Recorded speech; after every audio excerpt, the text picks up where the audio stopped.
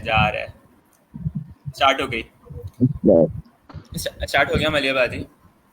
Okay, hello everyone, and welcome to the Millennial Talks on Climate Change. This is Maliha Abbas, and I'll be moderating this session. Session के हवाले से मैं बता दूं कि ये सेशन सिर्फ 10 से 15 मिनट का है और जिसमें हम हमारे पास वेल रिसर्च स्पीकर्स यहाँ मौजूद हैं, क्योंकि हमने इनसे कहा था अच्छे से रिसर्च करके आइएगा। और जो है रिसर्च के साथ साथ जो है हम 3 मिनट की इनका इनपुट लेंगे, हर रिसर्चर से 3-3 मिनट का इनपुट लेंगे और इस तरह से हम डिबेट को कंटिन्यू रखेंगे। सिर्फ 10 से 15 मिनट्स हैं जिसमें हम सब चीज़ों को कंक्लूड कर देंगे, क्योंकि हमें लगता है कि आपका बहुत ही प्रोडक्टिव टाइम जा रहा होगा क्वारंटाइन में, जो कि मुझे पता नहीं जा रहा। आप लोग सब लूडो स्टार खेल रहे हैं, लेकिन आज जो हमारी जिस पे हम डिस्कशन करेंगे वो है कोरोना वायरस पे। ये कोरोना वायरस एक हाउस होल्ड नेम है, हम आपको नहीं बताएंगे कोरोना वायरस क्या है, लेकिन हाँ हम इस पे डिबेट करेंगे कि लाइक इज इट अ कर्स और a blessing in disguise for the humanity. ठीक है, तो इसमें हमारे पास दो ग्रुप्स हैं, जिसमें एक है प्रो इन्वायरमेंट, जिनको ये लगता है कि नहीं, कोरोना वायरस के आने से इन्वायरमेंट को तो कम से कम जो है ना फायदा हुआ है, ह्यूमैनिटी का क्या है, लाइक ह्यूमैनिटी को कोई और भी चीज थी जो नुकसान पहुंचा सकती थी, लेकिन एटलीस्ट इन्वायरमेंट का जो है ना फायदा हुआ है कोरोना वायरस के आने से। अच्छा जी, दूसरी तरफ एक हमारे पास वो ग्रुप है जो प्रो ह्यूमन है, वो कहता है कि नहीं, ह्यूमैनिटी को ज्यादा नुकसान हुआ है, इतना नुकसान हुआ है कि जो एनवायरनमेंट को फायदा हुआ है वो भी मतलब लाइक उसको सुपरसीड कर गया, उसको ओवरकम कर गया। तो ये हमारे पास यहाँ पे दो ग्रुप्स हैं और हम डिबेट को बिल्कुल स्टार्ट करते हैं। लेकिन उससे पहले मैं थोड़ा सा अगर आपको बैकग्राउंड दे दूं, तो इस डिबेट को ऑर्गेनाइज कराने का मकसद ये था कि लाइक हम आपको वीकली थोड़ा सा अपडेट करें कि कोरोना वायरस जो हम एहतियाती तदबीर सुन रहे होते हैं, उससे हट के भी चीजें हैं जो हम जिन पे नजर या रोशनी डाल सकते हैं। देखिए, इकोनॉमी और जो है इमिशन, ये दो चीजें ई से दोनों स्टार्ट होती है। इकोनॉमी और इमिशन दोनों का डायरेक्ट रिलेशन है। इकोनॉमी बूस्ट करती है तो इमिशन में भी जो है ना इजाफा होता है। तो ये जो ह्यूमन और वर्सेस एनवायरनमेंट है, वो डिबेट यहीं से शुरू हो जाती है कि अगर एक चीज बढ़ेगी तो दूसरी चीज भी बढ़ेगी, लेकिन हाँ ये दोनों एक दूसरे के लिए नुकसानदेह हैं। तो पहले हम किस स्पीकर को सुनना पसंद करेंगे आप लोग? कौन है जो वॉलंटियरली कहेगा कि भाई मैं पहले बताना चाह रहा हूँ? ऐसा ना, आपसे शुरू करते हैं। चले, वैसे तो मैंने अपना वो किया है, प्रो ह्यूमन चूज किया है, सही है। और अच्छा, ये बाइलिंगुअल हो जाए तो कोई इशू नहीं है? नहीं, कोई इशू नहीं है। चले, सही है। देखिए भाई मनिया भाई, मेन चीज ये है कि आप इस चीज को देखें, जो लोग कह रहे हैं कि एनवायरनमेंट के लिए कोरोना एक ब्लेसिंग है, तो मुझे ये पूछने की जरूरत है कि आप लोगों की नजर में क्या इंसान की जान की कोई वैल्यू नहीं है? मतलब आप ये देखें, एक जगह अमेरिका में डेली बेसिस पे 1000 पीपल इफेक्ट हो रहे हैं, डेली बेसिस पे 10,000 प्लस वहां पे रेशो जा चुका ऊपर। तो क्या वो लोग कुछ नहीं है? सही है, सिर्फ हर चीज एनवायरनमेंट है, उनकी जान के माल का कोई लेनो कार नहीं है। अगर हम इसको इस्लामिक पॉइंट ऑफ व्यू से भी देखें, तो इस्लामिक पॉइंट ऑफ व्यू में भी जब आपको अगर कुर्बानी की, ईद उल अजहा की हिस्ट्री बताओ, तो अल्लाह ने भी हुक्म इंसान की जान का लेने का नहीं दिया था। अल्लाह ने भेड़ बकरियां क्यों भेजी थी? क्योंकि इंसान की जान सबसे कीमती चीज। जब इंसान की जान सबसे कीमती चीज है, तो हम क्यों इस बात को ये कह रहे हैं कि भाई एनवायरनमेंट के लिए कोरोना ब्लेसिंग है? यार वो इंसान की जानें ले रहा है। और आप ये देखिए कि डेली बेसिस पे पूरी दुनिया में हजारों से ऊपर लोग मर रहे हैं, और आप लोग ये कह रहे हैं कि एनवायरनमेंट से बेटर है। तो मेरी तरफ से तो ये बहुत ही खतरनाक है इंसानी उसके लिए, जान के लिए। तो हमें इस चीज को ज्यादा देखना चाहिए कि एज ए प्रो ह्यूमन मैं बस यही कहूंगा कि नहीं, ये एनवायरनमेंट को कोई ब्लेसिंग नहीं है। हमें बस अपने आप को सेव रखना चाहिए, और इसकी जो डेंजरस इफेक्ट्स हैं उनसे, हमें सिम्टम से अपने आप को खबर रखना चाहिए, और ट्रीटमेंट अपना या अपना टेस्ट वगैरह करवाते रहना चाहिए, ताकि हमें पता हो कि हमें ना इफेक्ट हो गया। क्योंकि ठीक है मारिया जी ऐसे गॉट योर पॉइंट। तो मारिया, तुम क्या कहोगी लाइक कि कैसे प्रो एनवायरनमेंट है? जैसे ऐसे नहीं कहा कि लाइक नहीं, क्या इंसान को कोई फायदा नहीं हुआ है, क्योंकि इंसानी जान से बढ़कर दुनिया में कोई भी चीज नहीं है। तो एनवायरनमेंटलिस्ट क्या कहते हैं? अच्छा, मैं सबसे पहले ये स्टार्ट ऐसे करना चाहूंगी कि बहुत अरसे से हम लोग ये सुन रहे थे कि क्लाइमेट इशू एक ग्लोबल इशू है और कोई भी इसके लिए काम नहीं कर रहा है। तो कोरोना वायरस ये हमारे लिए एक सबसे बड़ी एग्जाम्पल है कि इस तरीके से हमें पता चलता है कि अगर अभी तो जैसे कोरोना वायरस आया, अगर ग्लोबली क्लाइमेट चेंज की वजह से कोई डिजास्टर आता है फ्यूचर में, या इससे पहले आ चुका होता ग्लोबल चेंज की, तो हम लोगों के पास ग्लोबली कोई भी इंतजाम नहीं था उसको कंट्रोल करने के लिए। सबसे तो पहली बेसिस बात ये हो जाती है। उसके बाद अगर मैं बात करती हूँ कि किस तरीके से इसने हमारी क्लाइमेट चेंज को अच्छाई की तरफ मतलब वो लेके जा रहा है, तो अगर हम देखें तो ये शुरू हुआ था कोरोना वायरस चाइना से। तो चाइना को अगर हम लोग फिगर्स देखते हैं तो मोस्ट पॉल्यूटेड कंट्री जो है वो कहा जाता है, क्योंकि सबसे ज्यादा जिस तरीके से इकोनॉमी ग्रो कर रही है चाइना में, सबसे ज्यादा इंडस्ट्रीज वहां पर हैं और सबसे ज्यादा कार्बन इमिशन जो है वो वहीं पर होता है। तो मैं जो रिपोर्ट देख रही थी चाइना की ministry of ecology and environment की, तो उन्होंने ये बताया कि जब से वहां पे लॉकडाउन हुआ है 25% जो है वो कार्बन इमिशंस जो है वो डिक्रीज हुई हैं। उनकी ग्रीन हाउस गैसेस जो है वो जब से उन्होंने वर्क फ्रॉम होम करना शुरू किया है, उनकी इंडस्ट्रीज, मतलब इससे हमें पता चलता है कि कितना ज्यादा फर्क पड़ा है, कि मतलब कितना ज्यादा चाइना जो है वो इन्वेस्ट कर रहा था क्लाइमेट चेंज के ऊपर और ग्लोबल वार्मिंग के ऊपर, कि मतलब 25% सिर्फ 2 महीनों के अंदर के 25% कार्बन डाइऑक्साइड जो है जो उनकी रिलीज हो रही थी इंडस्ट्री से वो कम हो जाती है। उसके बाद अगर जब हम लोग बात करते हैं तो पॉल्यूशन कम हुई, रोड्स पे ट्रैफिक कम हुई, तो उसकी वजह से जो है इटली और चाइना दोनों में सबसे ज्यादा अरसे का लॉकडाउन हुआ है और सबसे ज्यादा केसेस भी वहीं पर हैं कोरोना वायरस के, और सबसे ज्यादा प्रॉपर लॉकडाउन अगर हम बात करें तो उन्हीं दोनों मुल्कों में हुआ है।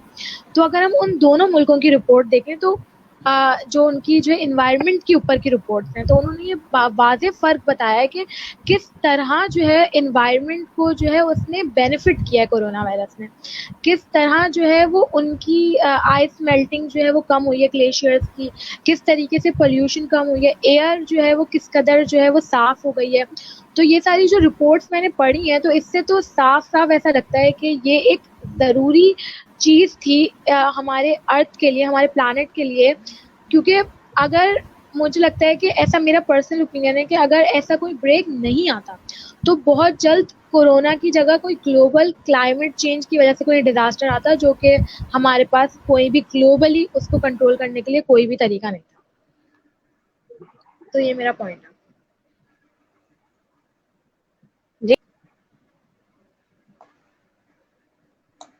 मलिहा कहाँ चली गई? मदिया भाई जा चुकी हैं, तो मुझे लगता है कि अब ये मदिया को कंटिन्यू करना चाहिए। मदिया भाई आप बोलो। मदिया आप बोलो। करूँ? हाँ, तो मारिया का जो पॉइंट था मैं उससे डिसएग्री करूंगी, क्योंकि क्लाइमेट को फायदा तो हुआ है, एयर क्वालिटी इंप्रूव हुई है वर्ल्ड वाइड, क्योंकि वर्क फ्रॉम होम हो रहा है और जितनी भी ट्रांसपोर्टेशन के कार्बन डाइऑक्साइड एमिशंस या ग्रीन हाउस गैस एमिशंस वो सब रिड्यूस हुई हैं। बट ये शॉर्ट टर्म मेजर्स हैं और शॉर्ट टर्म मेजर्स कभी भी हेल्प नहीं करते हैं।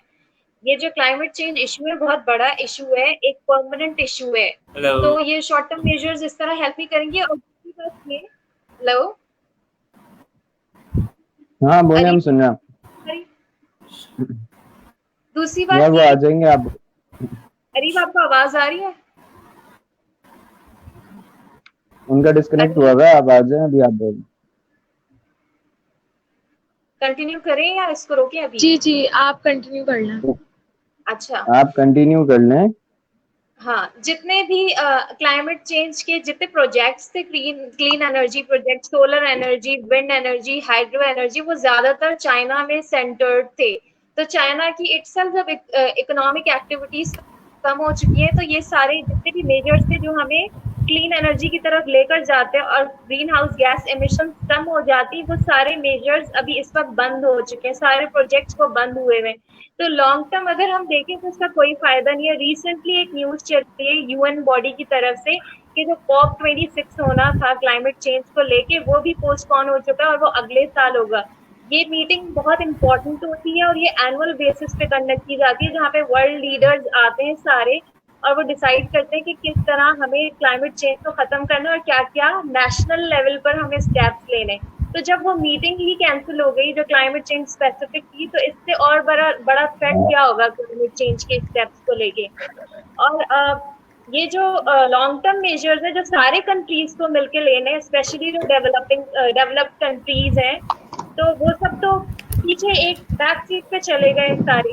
और इसके इम्पैक्ट सिर्फ इकोनॉमिक नहीं है, कोरोना वायरस के इम्पैक्ट सोशल इम्पैक्ट बहुत ज्यादा है, साइकोलॉजिकल इम्पैक्ट इसके सबसे ज्यादा है, इकोनॉमिक इम्पैक्ट है और इसके एजुकेशनल इम्पैक्ट भी हैं। तो अगर हम देखें तो इकोनॉमिक फिगर जो है ना वो हमें ये बताती है कि जो 2008 में फाइनेंशियल क्राइसिस आया था जिससे वर्ल्ड इकोनॉमी ने वापस अपने सबने बॉर्डर्स क्लोज करना शुरू किया, इंटरनेशनल ट्रेड ने अफेक्ट किया, उससे ज्यादा इकोनॉमिक इम्पैक्ट इसके आने और अबाउट अभी रीसेंट फिगर्स एग्जैक्टली नहीं आई लेकिन जो भी सस्पेक्टेड है वो ये है कि 2.2 ट्रिलियन तक इसका लॉस जा सकता है। अब जब कंट्रीज के पास रिसोर्सेज ही नहीं होंगे इकोनॉमिक तो वो किस तरह क्लाइमेट चेंज की तरफ जाएंगी, क्योंकि लास्ट मीटिंग में भी क्लाइमेट समिट में भी सबसे बड़ा इशू ये था कि हमें इकोनॉमी को ट्रांसफॉर्म किस तरह करना है ग्रीन एनर्जी की तरफ। अब जो डेवलपिंग कंट्रीज हैं उनके पास रिसोर्सेज ही नहीं है तो वो किस तरह ट्रांसफॉर्म करेंगे, और जो डेवलप कंट्रीज हैं वो अग्री नहीं है, वो पॉलिटिकली विल उनकी शामिल नहीं है। तो अब रिसोर्सेज ही नहीं है तो लॉन्ग टर्म अगर आप देखें तो ये ग्रीन हाउस गैस एमिशन तो हमारी बढ़ती जाएंगी क्योंकि सारे रिसोर्सेज अभी कोरोना को कंट्रोल करने में लग रहे हैं। और दूसरी बात ये कि जो ग्लोबल इनइक्वालिटीज है ना वो सबसे ज्यादा बढ़ती जाएंगी। जो इस वक्त डेवलप्ड कंट्रीज है वो तो फिर भी अपने स्टेप्स ले रहे हैं, उनके पास रिसोर्सेज है आउटब्रेक को कंट्रोल करने के लिए। जो अंडर डेवलप्ड कंट्रीज है और जो डेवलपिंग है वो ज्यादा सफर कर रहे हैं क्योंकि उनके पास रिसोर्सेज ही लिमिटेड हैं। तो इससे क्या होगा, वर्ल्ड वाइड इकोनॉमीज बढ़ेंगी और कंट्रीज के अंदर की भी इकोनॉमीज बढ़ती जाएंगी, पुअर और रिच के बीच में ज्यादा डिफरेंसेस आएंगे। और अगर हम इसके पॉलिटिकल इम्पैक्ट्स देखें तो उसके पॉलिटिकल इम्पैक्ट्स भी बहुत ज्यादा है। अगर आप देखें तो जैसे डोनाल्ड ट्रंप है, उन्होंने यूएस के जो प्रेसिडेंट हैं उनके खिलाफ काफी ज्यादा जो है ना अभी आउटक्राई चल रहा है उस कंट्री में क्योंकि उन्होंने लॉकडाउन नहीं किया कम्प्लीटली और उनको जो वोट बैंक है न्यू इलेक्शंस के लिए वो भी बहुत ज्यादा कम हो गया है। और ईरान का अगर केस देखें तो ईरान के अंदर काफी सारे जो लेजिस्लेचर में बैठे हुए थे लोग उन सबको रिजाइन करना पड़ा क्योंकि वो वायरस से अफेक्ट हो गए। और दूसरी तरफ अगर आप चाइना में देखें तो बहुत सारे लोगों को उन्होंने टर्मिनेट कर दिया, प्रोविंशियल लेवल एडमिनिस्ट्रेटर्स को। और दूसरा बहुत बड़ा सेटबैक ये सुनने में आ रहा है कि जो पॉपुलिज्म है वो भी बढ़ जाएगा इस आउटब्रेक के साथ। लोग इतने फ्रस्ट्रेट हो जाएंगे कि उनको समझ नहीं आएगा कि वो किसको वोट करें। फिर जो लोग ज्यादा पॉपुलिस्टिक सेंटिमेंट्स वाले होंगे वो पॉपुलिस्ट को वोट करेंगे, पॉपुलिस्ट लीडर्स को। वो अगेन एक बहुत बड़ा सेटबैक है पूरे वर्ल्ड में। और अगर हम एजुकेशनल इम्पैक्ट देखें तो वर्ल्ड वाइड एजुकेशनल इंस्टीट्यूशंस और स्कूल जो है उनको बंद कर दिया गया है क्योंकि सोशल डिस्टेंसिंग हो रही है। तो according to the figures 1.5 billion students इससे अफेक्ट हो रहे हैं, वो घरों पे बैठे हैं और ऑनलाइन क्लासेस से उतना इम्पैक्ट नहीं पड़ रहा। अब अगर हम इसके साइकोलॉजिकल इम्पैक्ट्स देखें तो रिपोर्ट्स ये बता रही हैं कि जो मेंटल हेल्थ इश्यूज हैं वो इससे बढ़ जाएंगे, लोगों के अंदर डिप्रेशन, एंजाइटी और ये सारी चीजें बढ़ेंगी। इससे सबसे ज्यादा इम्पैक्ट किसको होगा, मार्जिनलाइज्ड ग्रुप को। और कुछ रिपोर्ट्स ये भी बता रही हैं कि जो डोमेस्टिक वायलेंस है उसके केसेस में बहुत ज्यादा इंक्रीज हुआ है सोशल इसकी वजह से, क्वारंटाइन की वजह से, क्योंकि बहुत सारे लोग घरों पे बैठ गए और मेल्स को घरों पे बैठने की आदत नहीं होती तो वो ज्यादा फ्रस्ट्रेट हो रहे हैं और वो उनकी फ्रस्ट्रेशन किस चीज में बाहर आ रही है। तो अगर आप देखें तो ये इम्पैक्ट सिर्फ एनवायरनमेंट पे नहीं है, इसके इम्पैक्ट एजुकेशनल लेवल पे आ रहे हैं, इकोनॉमिक लेवल पे आ रहे हैं, साइकोलॉजिकल इम्पैक्ट्स है, पॉलिटिकल इम्पैक्ट्स है और सोशल इम्पैक्ट है। तो इसके बहुत ब्रॉड इम्पैक्ट्स हैं। Okay, thank you so much Madiha. मैं एक क्वेश्चन करना चाह रहा हूँ। एहसन हम आपका क्वेश्चन एंड में लेंगे, पहले हम अरीब का पॉइंट ऑफ व्यू सुन लेते हैं क्योंकि अरीब आपने मदीहा की स्पीच सुनी तो अब आपका क्या है टेक इस पर। I am connecting in a while. I have some network issues. लेकिन मदीहा ने एक बहुत अच्छी बात की कि जो हमारे मेल हजरात है उनसे घर नहीं बैठा जाता और इसका जो डायरेक्ट निशाना बन रही है वो खवातीन बन रही है क्योंकि ग्लोबली जो है डोमेस्टिक वायलेंस में इजाफा हुआ है मर्दों के घर रहने से। तो जो औरत मार्च है वो काइंड ऑफ यहाँ से जस्टिफाई हो जाता है कि औरतों को जो है ना वो अभी भी वो लिबरेटेड नहीं है। हर चीज के दो पॉइंट ऑफ व्यूज होते हैं ना, मतलब सही है हम जैसे मदिया ने बोला, मैं उनकी एक एक पॉइंट से जो है वो एग्री करती हूँ। ये सारे इश्यूज तो होते हैं, मगर पिक्चर की दूसरी साइड भी है कि मतलब बहुत सारे लोग जो बहुत ज़्यादा, जैसे दुनिया है अब हम सब लोग भाग रहे होते हैं, हम लोग को वक्त मिला है कि हम लोग थोड़ा सा रुक जाएं, जैसे हम लोग हमेशा चाहते थे कि दुनिया रुक जाए, तो वैसे दुनिया रुक गई है थोड़ी देर के लिए। तो अब हम लोगों को देखना है, हम लोग को ज़्यादा अच्छे से हम प्लान्स बना सकते हैं अपने लिए आगे के लिए। अब जो चीज़ें कर रहे थे उसके ऊपर जो है वो सोच सकते हैं, हमें सोचने का वक्त मिला है। और जिस तरीके से मैंने एनवायरनमेंट की बात करी, तो एनवायरनमेंट के लिए भी एक बहुत ज़रूरी चीज़ थी मेरे लिहाज से तो ये। बिल्कुल सही। अरीब, बिल्कुल अरीब, आप आ गए हो?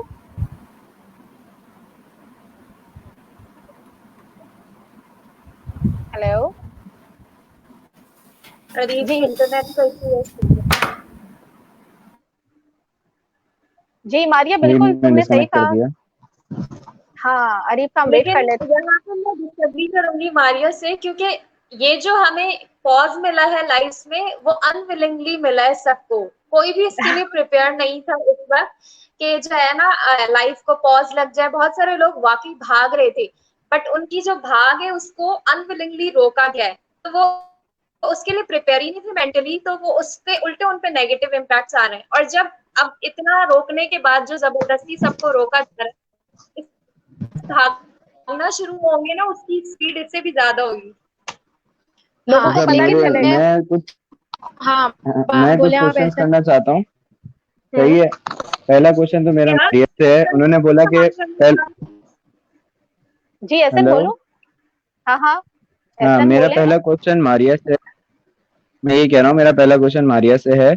उन्होंने बोला कि भाई आपका क्लाइमेट, कोरोना की वजह से क्लाइमेट चेंज पे इफेक्ट आया है, एनवायरनमेंट के ऊपर इफेक्ट आया है। जैसे कि उन्होंने चाइना की एग्जांपल दी, चाइना में जो है वो कार्बन डाइऑक्साइड की उसमें कमी आई है, 25% कम हुआ है, एनवायरनमेंट में बेहतरी आई है। तो भाई देखें, लॉकडाउन हुआ कोरोना की वजह से क्योंकि इंसान की जान को खतरा था। सही है। लॉकडाउन हुआ, उसके बाद इंडस्ट्रीज बंद हुई, इंडस्ट्रीज बंद हुई तभी वो जाके एनवायरनमेंट में आए। सही है। अगर आपको एनवायरनमेंट बेहतर करना है तो क्या हम इंडस्ट्रीज हमेशा के लिए बंद कर दें? जो बिजनेसमैन है वो तो रोड पे आ जाएंगे इस तरीके से। पहली चीज तो ये। और सेकंड चीज ये कि मदिया से मैं ये बात करना चाहूंगा कि मदिया, आप कह रहे हैं कि लाइफ को स्टॉप लग गया। यार लाइफ को स्टॉप उनके लिए लगा है जो मतलब डेवलप लोग, स्टेबल लोग थे। सही है, जो पहले से कहीं पे जॉब वगैरह कर रहे थे। बेचारे जो डेली वेजेस पे लोग थे उनकी लाइफ के साथ क्या हुआ? ये बिल्कुल देखना इसका। ना यार, इंसान की जिंदगी से बढ़कर कुछ भी नहीं है। और वो जो लोग डेली वेजेस पे थे उनको जो स्टॉप लगा है वो आजकल फाकों में जिंदगी गुजार रहे हैं, और हो सकता है कि उनसे भूख से उनकी मौत भी हो जाए। तो किसी की बिल्कुल, जिंदगी से बढ़ के मेरे लिए तो कुछ भी नहीं। चले बिल्कुल एहसन ने अपना पॉइंट ऑफ व्यू दिया। जी अरीब। हाँ, जी हेलो, अरीब। आवाज आ रही है? जी जी। आवाज आ रही जी है? जी अरीब। जी जी। अच्छा, पहले सबसे पहले मैं यही स्टार्ट करना चाहूंगा कि एयर पोल्यूशन से हम स्टार्ट करते हैं। बात क्लाइमेट चेंज की चली है और हम कोरोना को डिस्कस कर ही रहे हैं, तो वैसे तो खराब था नेटवर्क काफी, लेकिन थोड़ी बहुत मैंने सुनी ली। तो सबसे पहले तो मैं ये बताऊंगा कि लाहौर और कराची का अगर हम कंपैरेटिव एनालिसिस लें और दिसंबर से जनवरी और फरवरी और मार्च में देखें, तो एयर क्वालिटी इंडेक्स जो है वो एक लेवल है जिसके जरिए से हम बताते हैं कि एयर जो है हमारे अराउंड वो ब्रीथेबल है या नहीं। तो लाहौर और कराची में दोनों में वो जो इंडेक्स था दिसंबर में वो 300 से ऊपर था। मतलब आप इसको अज्यूम कर लें कि वो एयर जो है वो ब्रीथेबल भी नहीं थी, बाकायदा मास्क की जरूरत थी, और वो भी N95 नहीं बल्कि बाकायदा वो मास्क जब कोई केमिकल अटैक की सूरत में हम यूज करते हैं, दैट वाज द कंडीशन। तो अब जो कंडीशन है वो ये है कि जो एयर क्वालिटी इंडेक्स है वो 50 से भी अंडर है, 50 से कम है वो एयर क्वालिटी इंडेक्स। अब आप खुद बताएं कि एयर पॉल्यूशन के लेवल्स कम हुए हैं या कम नहीं हुए। तो डेफिनेटली कोरोना का जो इम्पैक्ट है एनवायरमेंट पे वो एक बहुत ही पॉजिटिव इम्पैक्ट है। दूसरी बात हम ये करें कि लॉकडाउन की सूरत जो है वो तकरीबन 27 प्लस कंट्रीज में है। 27 कंट्रीज एब्सोल्यूट लॉकडाउन में है, और जो बाकी 222 नेशंस हैं जिनमें कोरोना वायरस फैला हुआ है, तो उसमें पार्शियल और सेमी पार्शियल लॉकडाउन लगा हुआ है। इस सूरत में जो ओजोन के अंदर जो होल 1985 से हुआ हुआ है, और वो हीलिंग होती है उसकी, और वो दोबारा पड़ना शुरू हो जाता है, फिर हीलिंग होती है, फिर दोबारा पड़ना शुरू होता है। तो अब उसकी हालत ये हुई है कि वो जो है उसकी हीलिंग जो हो रही है वो बेहतर तरीके से हो रही है, और इस तरीके से हो रही है कि साइंटिस्ट आर एक्चुअली प्रिडिक्टिंग कि शायद जो होल है वो खत्म हो जाए अगर ये हम लॉकडाउन कंटिन्यू करते हैं, और डेफिनेटली ये होल जो है वो कम क्यों हो रहा है, क्योंकि अब गाड़ियां जो है वो कम चल रही हैं, इंडस्ट्रीज जो है जो प्राइमरी नीड्स हैं वो तो हमारी इंडस्ट्रीज चल रही हैं, बाकी सेकेंडरी नीड्स जो हैं उनकी इंडस्ट्री नहीं चल रही हैं। तो आप देख लेंगे कितना क्रूशियल है हमारे लिए ये लॉकडाउन, और ये कोरोना वायरस कितना पॉजिटिव इम्पैक्ट क्रिएट कर रहा है। अब विजिबिलिटी की भी बात करते हैं, तो विजिबिलिटी में सियालकोट से हम हिमालय, देखें अच्छा खासा डिस्टेंस है, सियालकोट से हम हिमालय जो है वो देख सकते हैं। इसी तरह कुछ दिनों पहले जुपिटर की विजिबिलिटी, यानी जुपिटर नजर आया था अर्थ से without any telescope, naked eye से जब हम लोग जुपिटर को देख रहे हैं तो आपको इस चीज का अंदाजा लगा सकते हैं कि एनवायरमेंट पॉल्यूशन जो है, एयर पॉल्यूशन जो है कितनी कम हो गई है। तो इसके जो है हम ऑपोजिट एक कंपैरेटिव एनालिसिस ये भी लेते हैं कि कोरोना वायरस एक कर्ज नहीं है, बल्कि इंसान ही दूसरे इंसान के लिए कर्ज है। जब पाकिस्तान में यहाँ कोरोना वायरस आया था तो यहाँ N95 मास्क या फिर मेडिकल जो मास्क है वो कितने डबल से भी ट्रिपल प्राइसेस में मिल रहे थे। एक टेम्परेरी और एक सूडो टेस्ट क्रिएट कर दी गई थी। सैनिटाइजर जो है वो 4 टाइम्स जो है वो महंगे बेचे गए थे, यानी कि जो 100 रुपए का सैनिटाइजर है वो 2000-3000 का बेचा गया। तो आप खुद ही अंदाजा लगा लें कि दुश्मन कौन है, इंसान का दुश्मन है, तो ये जो कोरोना वायरस है ये दुश्मन है। दूसरा अनाउंस नहीं I am not finish, I am sorry. फिर आप इस चीज का अंदाजा इस चीज का अंदाजा लगाएं कि कुछ मेडिकल रिपोर्ट से साबित हुआ था कि क्लोरोक्विन जो है वो दवा पॉजिटिव इम्पैक्ट दे रही है। तो अब वो क्लोरोक्विन दवा जो है जो कि सिवियर केसेस में लेते हैं, तो माइनर केसेस वाले भी लेना शुरू कर दिया और उसकी भी कमी हो गई है। लास्टली मैं ये कहूंगा कि मतलब हमारी इग्नोरेंस का ये आलम हो चुका है कि गो कोरोना गो और कोरोना भाग जा, थारो का काम रहे, मतलब इस तरह के नोशंस निकल रहे हैं और इस तरह की चीजों से जो है वो भगाया जा रहा है।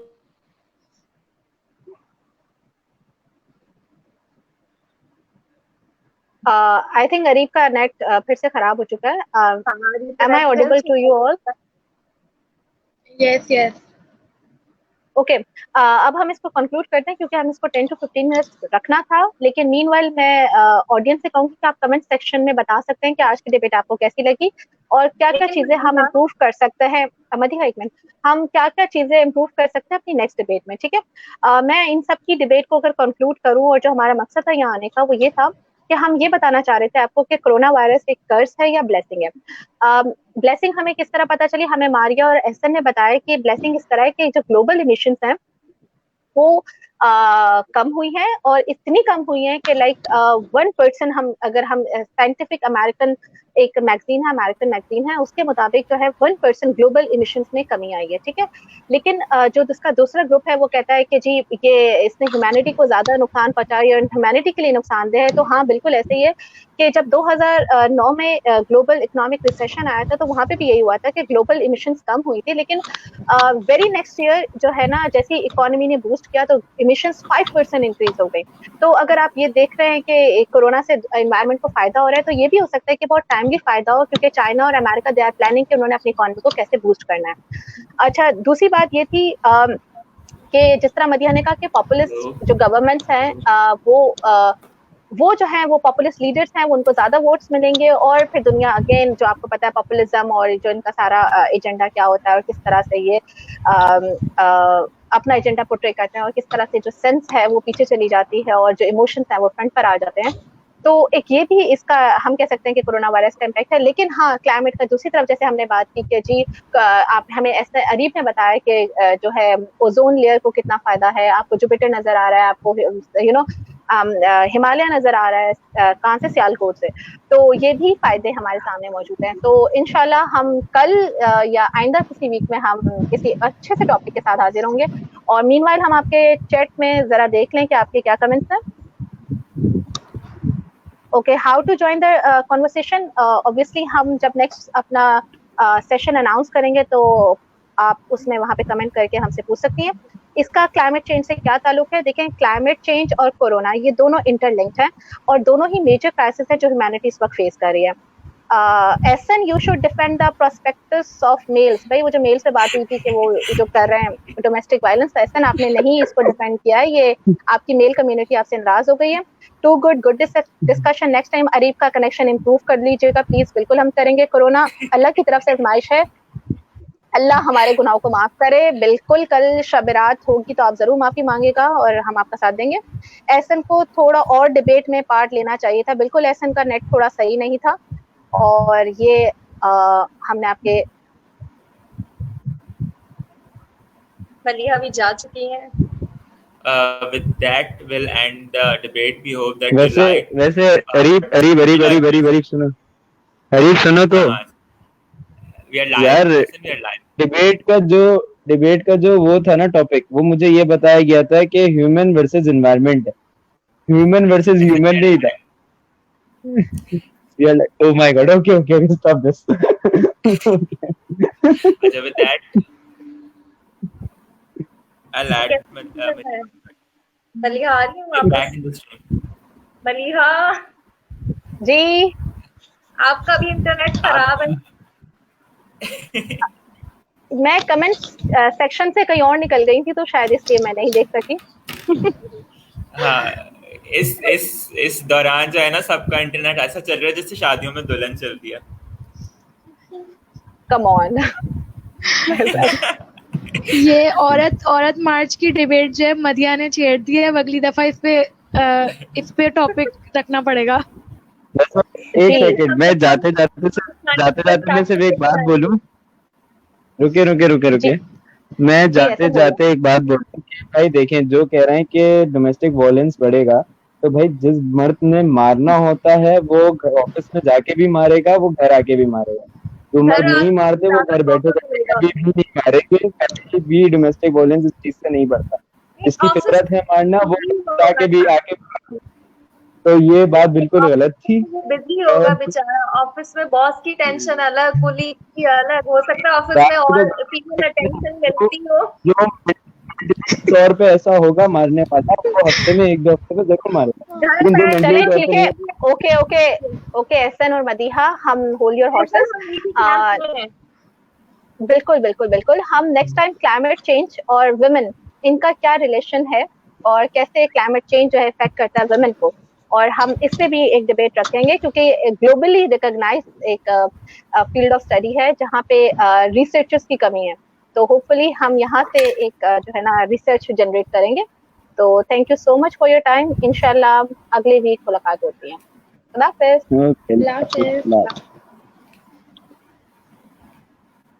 कैसे बंद हो गई? अरीब लाइव बंद करो पहले, अरीब लाइव बंद करो।